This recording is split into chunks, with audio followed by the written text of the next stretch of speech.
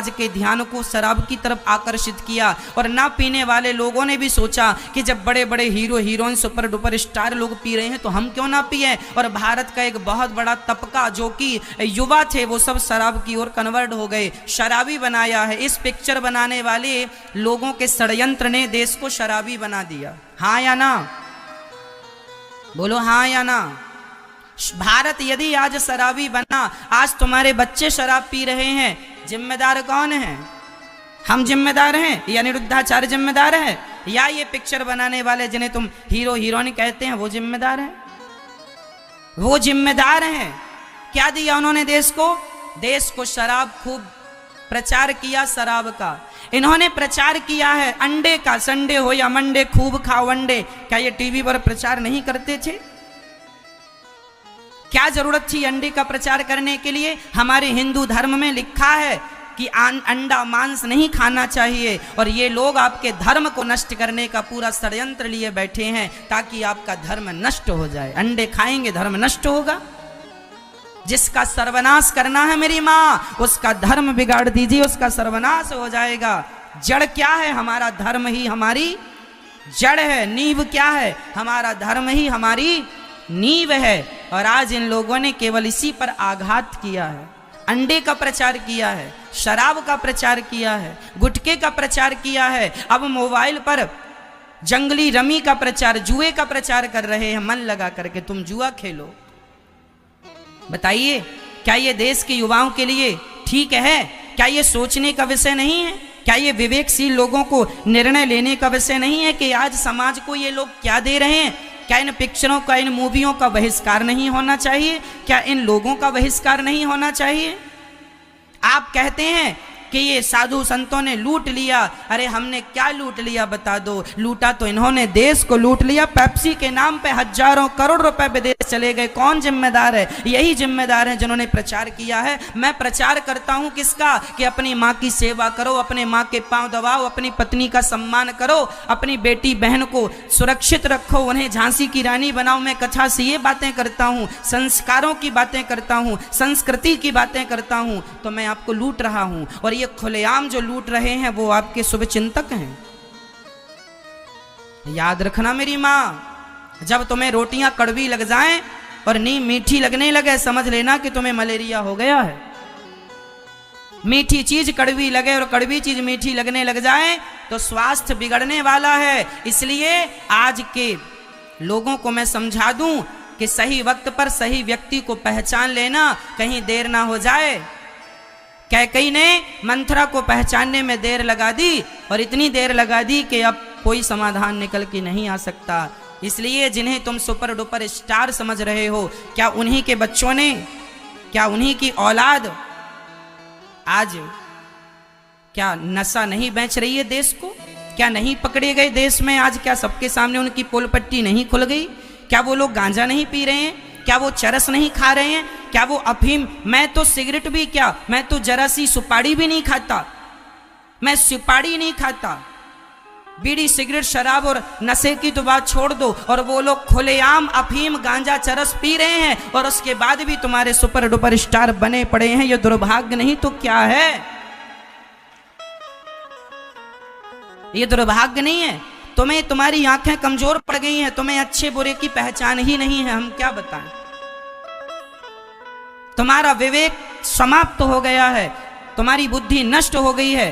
तुम्हें पता ही नहीं कि तुम्हारे लिए क्या अच्छा है और तुम्हारे लिए क्या बुरा है। जो बुरा है उसे तुम अच्छा समझ रहे हो और जो अच्छा है उसे तुम बुरा समझ रहे हो।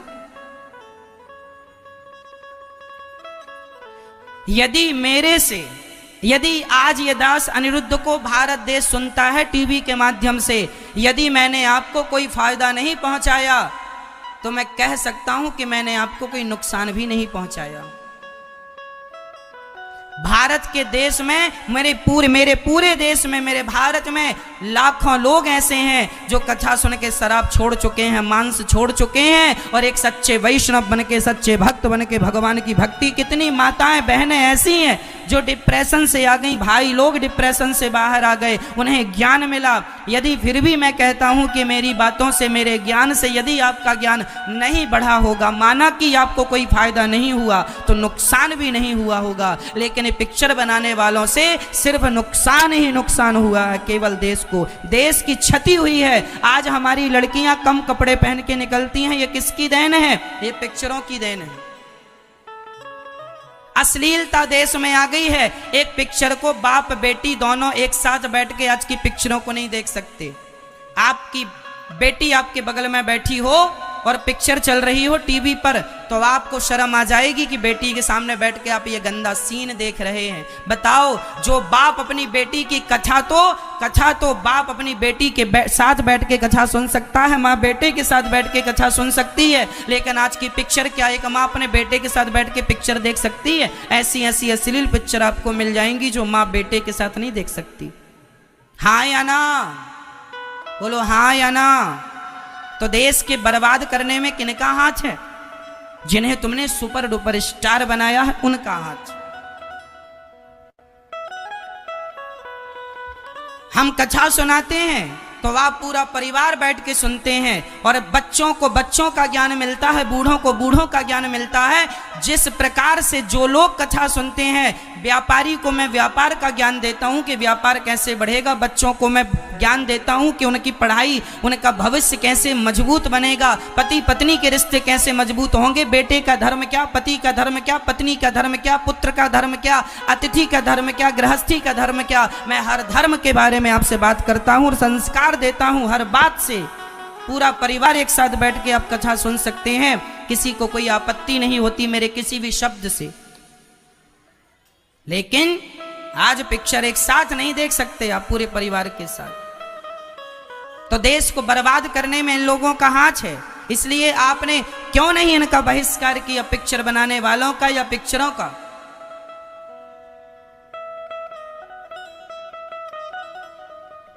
इसलिए समझ लो आपके लिए क्या सही है और क्या गलत, आपका निर्णय होना चाहिए।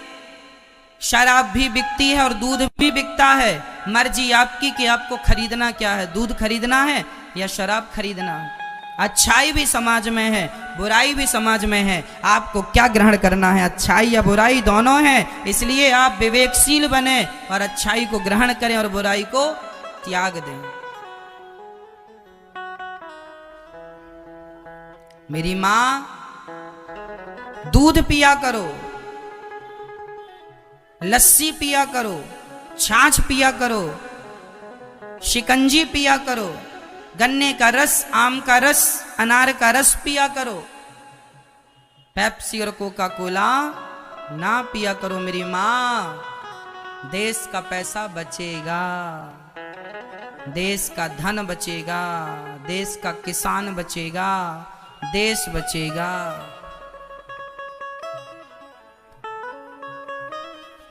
जागो मेरे भारतवासियों, स्वदेशी की ओर लौटो। माना कि मेरे स्वदेश की चीजें जरा क्वालिटी में जरा सी डाउन हो सकती, मैं नहीं कहता कि डाउन है कोई चीज, पर चलो तुम्हारी आदत है उन चीजों की, उन प्रोडक्टों की, पर फिर भी एक्सेप्ट करो मेरे देश को। भारत की बनी चीजों से प्यार करो, ये मेरे देश की बनी चीज है ना। अपने वतन से प्यार करो। भारत माता से प्यार करने का अर्थ क्या है? तुम्हारे बच्चे जिन्हें खिलौनों से खेलते हैं, वो खिलौना भी चाइना से आते हैं। क्यों नहीं एक बार पूछ लेती हो दुकानदारों से कि भाई साहब ये भारत का है, और पढ़ी लिखी हो तो लिखा तो रहता ना मेड इन इंडिया या मेड इन चाइना या made in Japan, made in America इत्यादि लिखा। पढ़े लिखे हो तो पूछ क्यों नहीं लेते खरीदने के पहले कि भाई साहब ये कहाँ की चीज है? सामान्य चीजें, जिनके जो सामान्य छोटी छोटी चीजें हैं वो तो ठीक है कि आप देश की अपनाएं। कोई बड़ी चीज है जिसकी आवश्यकता ही है तो फिर वो ठीक है कि उसकी आवश्यकता है तो ले आए। हमारा देश अब खड़ा हो रहा है, हर छोटी छोटी चीज अब भारत में बनने लग गई है। हमारे देश के प्रधानमंत्री जी का इसमें बहुत बड़ा योगदान है कि उन्होंने भारत को खड़ा होने का एक अवसर दिया है। खड़े हो जाओ अपने पाँव में, स्वावलंबी बन जाओ। वोकल से लोकल, है ना, लोकल से वोकल। इसलिए मैं हाथ जोड़ के प्रार्थना करता हूं, भारत के बने प्रोडक्टों को प्यार करो, अब हृदय से लगाओ। मेड इन इंडिया पे ध्यान रखो। कोई भी चीज खरीदने के पहले देख लो कि ये मेरे भारत की है या नहीं। इससे देश बचेगा। मेरे देश में 135 करोड़ लोग रहते हैं। यदि एक एक रुपए भी बच गया तो 135 करोड़ रुपए बच गए कि नहीं, एक तुरंत। इसलिए बहुत बड़ी अर्थव्यवस्था है मेरी माँ। मेरा देश बहुत बड़ा है और मेरे देश पर दुनिया की नजरें इसलिए होती हैं क्योंकि मेरा देश सोने की चिड़िया था, है और रहेगा। ये सोने की चिड़िया आज भी है, इसलिए दुनिया की नजरें भारत पर होती हैं। दुनिया का कोई भी व्यापार भारत के बिना नहीं चलता। यदि भारत अपने आत्मबल पर खड़ा हो जाए तो आज 1947 में डॉलर की कीमत जो थी वही कीमत भारत के रुपया की थी। मेरा देश का रुपया और डॉलर एक कीमत का था, हाँ या ना, देख लेना इतिहास उठा के। 1947 में भारत और डॉलर एक कीमत के थे, लेकिन मेरे देश में जातवाद और भ्रष्टाचार इतना बढ़ गया कि डॉलर आज 60 रुपए में है और रुपया आज 60 रुपए नीचे आ गया। क्यों? हम आपस में लड़ गए। हमारी लड़ाई का फायदा वो लोग उठा ले, वो व्यापार करते गए, वो हमें चीजें बेचते गए, हम अपना पैसा उन्हें देते गए, उनके पास पैसा ज्यादा हो गया, हम गरीब हो गए। डॉलर मजबूत हो गया, रुपया कमजोर हो गया। क्यों? क्योंकि हम बेवकूफ बन गए, आपस में लड़ गए। आपस में लड़ते रहते, हमें फुर्सत कहाँ मिलती आपस में लड़ाई से। सास बहू से लड़ रही है, बहू सास से, और समय मिला तो जेठानी से, फिर देवरानी से, फिर भाई भाई से। अब तुम आपस में ही लड़ लो, तुम क्या देश। यदि हम आपस में लड़ बैठेंगे तो देश को कौन संभालेगा? कोई भी बाहर वाला अपने घर से हमें निकालेगा। दीवानो होश करो मेरे देश प्रेमियों, आपस में प्रेम करो देश प्रेमियों। नफरत की लाठी तोड़ो, लालच का खंजर फेंको, जिद के पीछे मत दौड़ो मेरे देश प्रेमियों, आपस में प्रेम करो देश प्रेम। यदि हम आपस में लड़ बैठेंगे तो देश को कौन संभालेगा? कोई भी बाहर वाला अपने घर से हमें निकालेगा। दीवानों जरा होश करो मेरे देश प्रेमियों, आपस में प्रेम करो देश प्रेमियों, प्यार से रहो और मेरे देश मेरी मिट्टी से बहुत प्यार करो। मेरी देश की मिट्टी माथे पे लगाने के लिए है, तिलक लगाओ इस माटी का। मेरा देश सबसे अच्छा देश है, मेरी मिट्टी सबसे अच्छी मिट्टी है, मेरी माँ सबसे अच्छी है। प्यार करो मेरी माँ। वैकुंठ से अच्छा तो वृंदावन है, वृंदावन से अच्छा कुछ नहीं। आज भगवान ने यमुना के पुलिन तट पर खड़े होकर बांसुरी रखी अधरों पर और जो बजाई गजब की बांसुरी बजती है। वृंदावन बसैया की करूं तारीफ मुरली की, या मुरली के बजैया की। गजब की बांसुरी भगवान ने बजाई, आहा अद्भुत दर्शन है। भगवान पिता रात्रि शरदोत्फुल्य मल्लिका वीक्षरन्तु मनश्चक्रे योग माया मुपाश्रिता। आज भगवान ने अद्भुत बांसुरी बजाई और गोपियों का ध्यान अपनी ओर आकर्षित किया। सब गोपियों को बुलाया। आज भगवान ने सबका आवाहन किया ना। शरद पूर्णिमा की रात्रि आई, आज भगवान रास रचा रहे हैं। रास का नाम क्या है? देखो, रास का अर्थ ये नहीं है कि आप किसी स्त्री के संग नाचने लग जाएं। रास का अर्थ है जीवात्मा और परमात्मा के मिलन को रास कहते हैं। रसो वैसा भगवान का नाम रस भी है। भगवान का एक नाम क्या है? रस। भगवान को क्या कहते हैं मेरी माँ? रस कहते हैं। इसलिए रसो वैसा भगवान रस हैं। भगवान ने रास रचाया। गोपियों, ये गोपियां कौन है? गौ मतलब इंद्रियां, पी मतलब पीना। जिन्होंने अपनी सारी इच्छाओं को समाप्त कर दिया है वही गोपी हैं। और ऐसी गोपियों के संग रास रचाते हैं। रास रचाने का आशय क्या है? अरे भक्तों को खुश करते हैं भगवान। उनके संग नाच कर, उनको हृदय से लगाकर भक्तों की इच्छाएं हैं प्रसन्न भगवान करते हैं।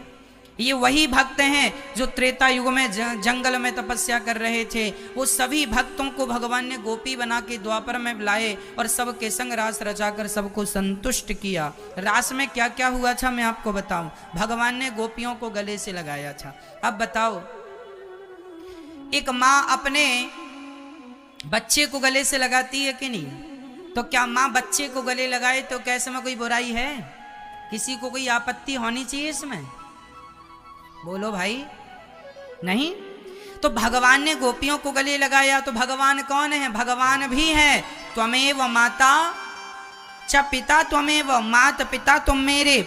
माता रामो मत पिता रामचंद्र, स्वामी रामो मत सखा रामचंद्र, सर्वस्वम में रामचंद्रो दयालुर, नान्यम जाने नैव जाने न जाने। मेरी माँ, भगवान सबके माता पिता हैं या नहीं? हाँ या ना में जवाब दो। तो यदि सबके माता पिता हैं, सबके माँ है, भगवान को माँ कहा गया है। त्वमेव माता च पिता त्वमेव, भगवान ही सबकी माँ है। तो भगवान यदि माँ है तो गोपियां कौन है?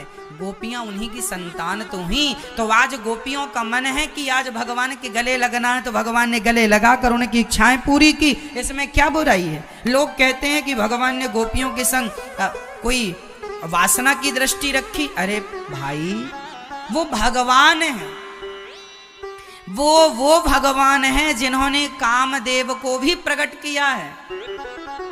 कामदेव जिनके वश में है, क्या वो भगवान काम के अधीन हो जाएंगे? वो भगवान संसार को बनाने वाले हैं, प्रपंच को रचने वाले हैं, क्या वो काम के अधीन होंगे?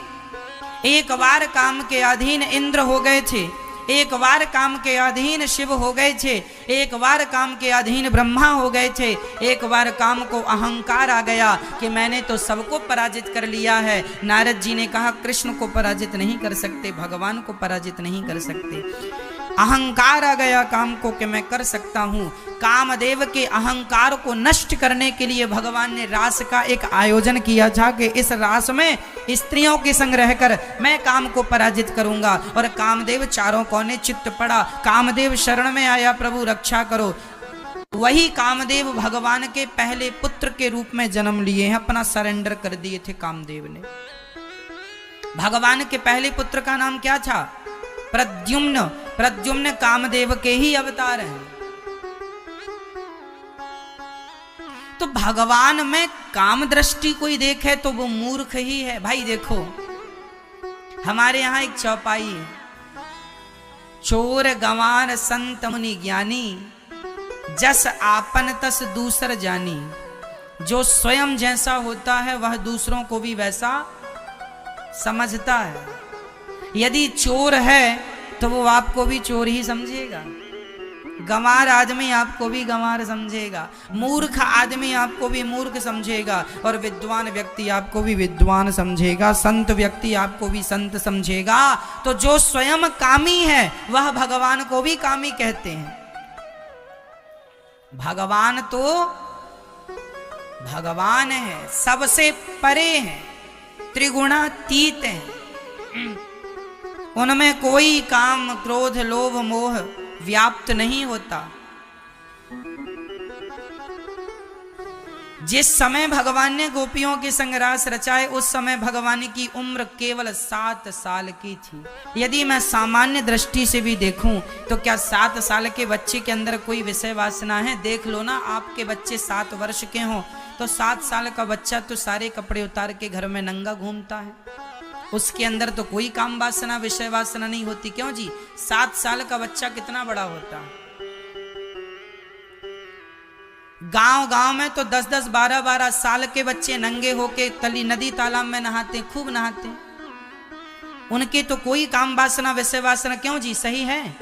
सामान्य दृष्टि से भी मैं बात करूं तो 7 साल के बच्चे के अंदर तो कोई वासना नहीं होती किसी प्रकार की। क्यों होती है? तो उस समय भगवान 7 वर्ष के थे जिस समय रास रचा। ये बात भागवत में लिखी है। भाई सुनो ना, 11.5 साल की उम्र में तो भगवान वृंदावन छोड़ के मथुरा चले गए थे। भगवान ने जब कंस को मारे तब भगवान की उम्र कितनी थी? 11.5 साल की थी।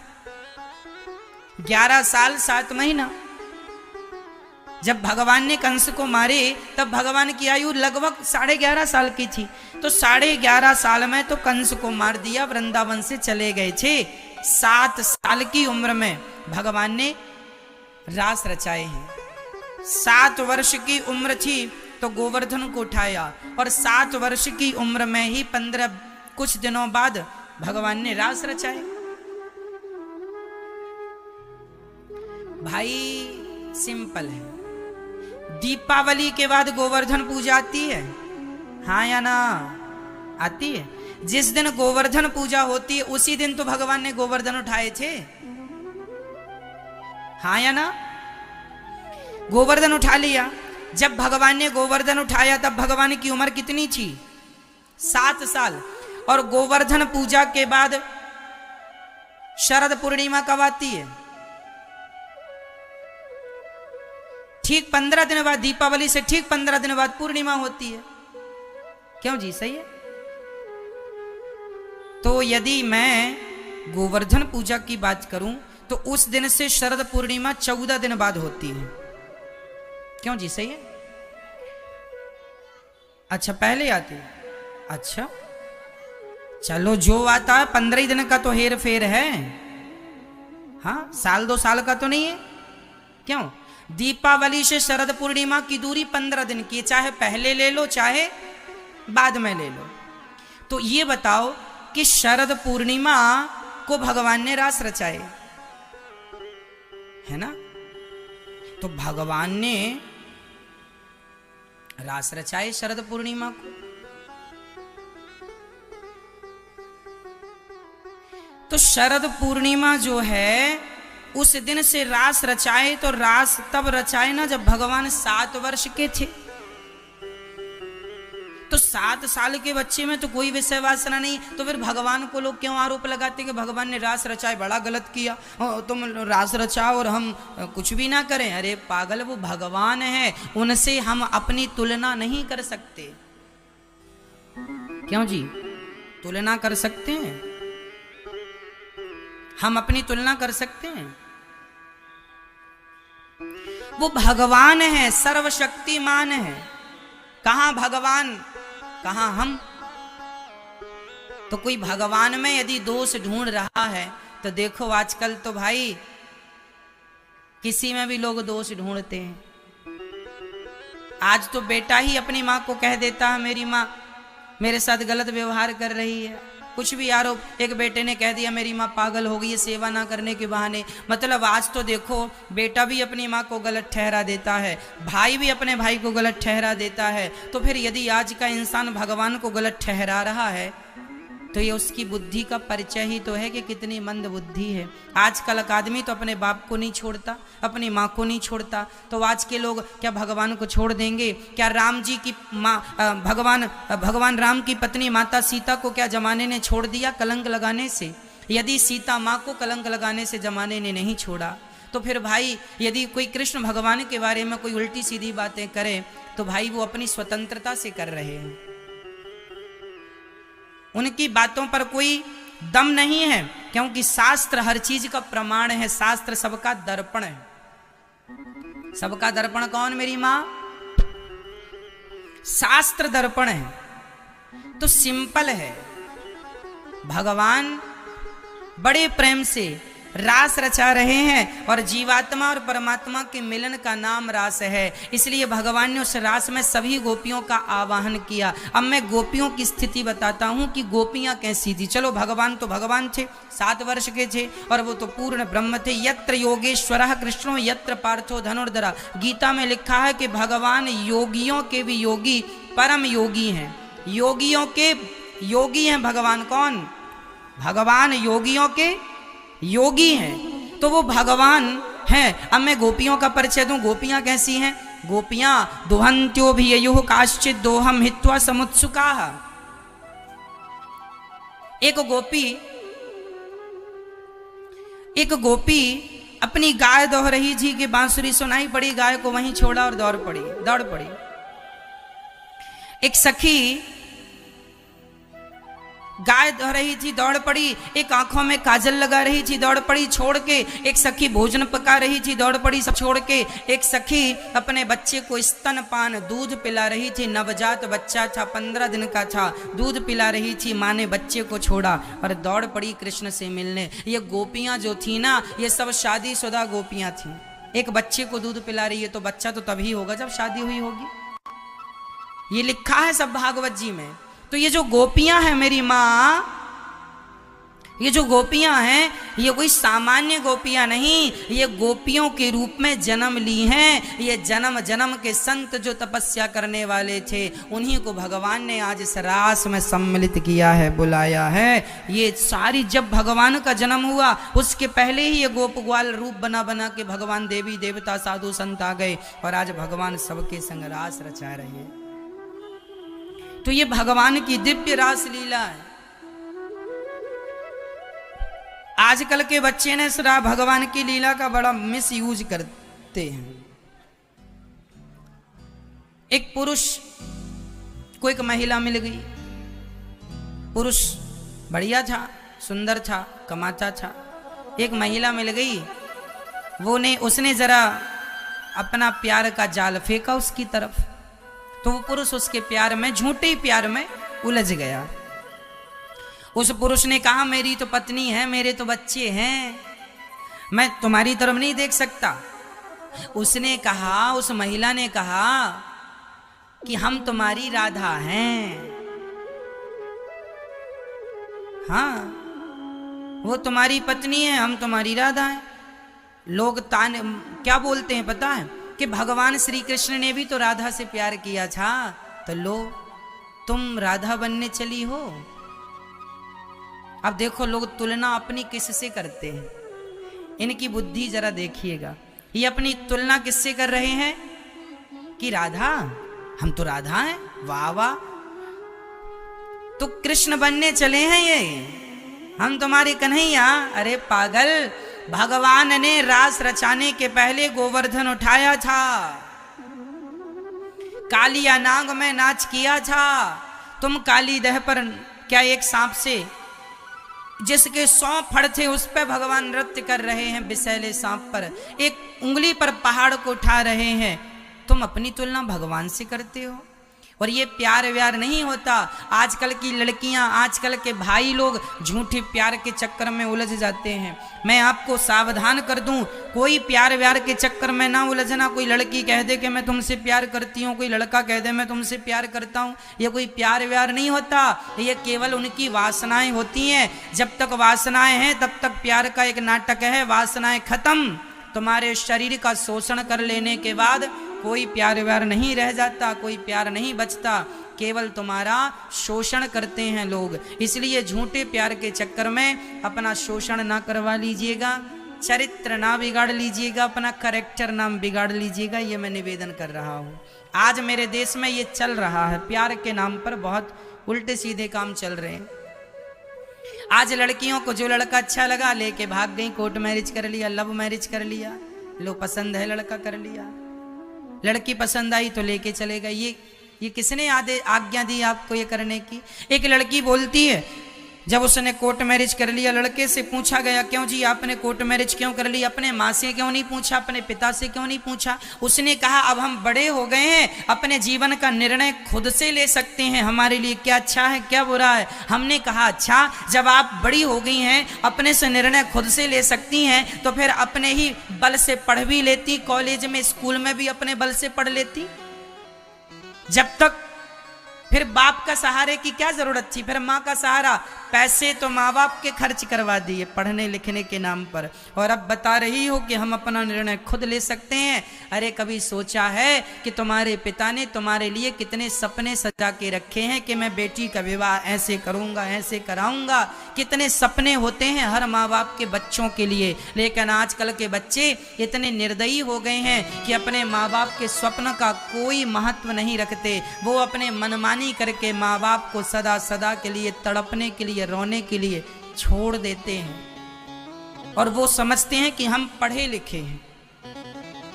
तो क्या यही आपकी शिक्षा है कि माँ बाप के सपनों पे आपने पानी फेर दिया? माँ बाप की छाती पे खंजर दे मारा, क्या यही आपकी शिक्षा है? यदि इसी का नाम शिक्षा है तो इससे तो तुम अनपढ़ ही अच्छे थे, कम से कम माँ के दुलारे थे, माँ को तुम प्यार तो करते थे। अब बड़े हो गए हो तो माँ को भूल गए, उसको जिसने तुम्हें जन्म दिया। तो यदि ऐसी शिक्षा तुम ले रहे हो कि माँ बाप का एहसान भी तुम नहीं मानते, तो तुम्हारी ये शिक्षा नहीं है, ये तुम्हारे लिए अभिशाप है। इसे शिक्षा कहेंगे आप बताइए? इसलिए मैं हाथ जोड़ के कहता हूं नौजवान बहनों से और नौजवान दोस्तों से, कभी भी अपने माँ बाप का दिल ना दुखाइए। अरे एक बाप कितने सपने संजा के रखता है बेटे के लिए, बेटी के लिए। सच्ची बताओ, माँ बाप अपने बेटों से प्यार करते हैं कि नहीं? करते हैं। हर बाप अपनी बेटी से प्यार करता है और हर माँ अपने बेटे से प्यार करती है। और जब बेटा अपनी माँ का दिल तोड़ता है, किसी लड़की के साथ बिना बताए भाग जाता है, तो आप उस दर्द की, तुम्हें जन्म देने में प्रसव की पीड़ा में जितना दर्द हुआ था ना, उससे कई गुना ज्यादा दर्द तब होता है जब बेटे माँ बाप से पूछे बिना अपनी शादियां कर लेते हैं, लव मैरिज, कोर्ट मैरिज। कितना दर्द, उस दर्द के मैं क्या शब्दों से, किन शब्दों से बयां करूं उस दर्द को? तुम नहीं जानोगे, तुम बहुत पढ़ लिख गए हो, होशियार हो गए हो, तुम भावनाओं को नहीं जानते। अरे व्यक्ति भावनाओं से जुड़ा होता है। व्यक्ति, देखो भावनाओं का बहुत महत्व होता है। आप हमारे पास आते हैं, एक सच्ची भावना लेकर आते हैं, है ना, और हम आपको नजरअंदाज कर दें तो आपकी भावनाओं को कितना ठेस लगेगा, कितनी भावनाएं टूटती हैं। इसलिए बच्चों को फीलिंग लेस ना बनाना मैया, फीलिंग युक्त बनाना। फीलिंग समझें बच्चे, माँ की फीलिंग क्या है, पिता की फीलिंग क्या है। ये जो कनेक्टिविटी है ना, ये मैं कैसे समझा नहीं पा रहा हूँ आपको, आप समझ लीजिए। जो भावनाएं हैं ये बहुत महत्व रखती हैं जीवन में। हाँ या ना? हाँ या ना? महत्व रखती हैं। इसलिए अपने बाप के प्यार को ना ठुकरा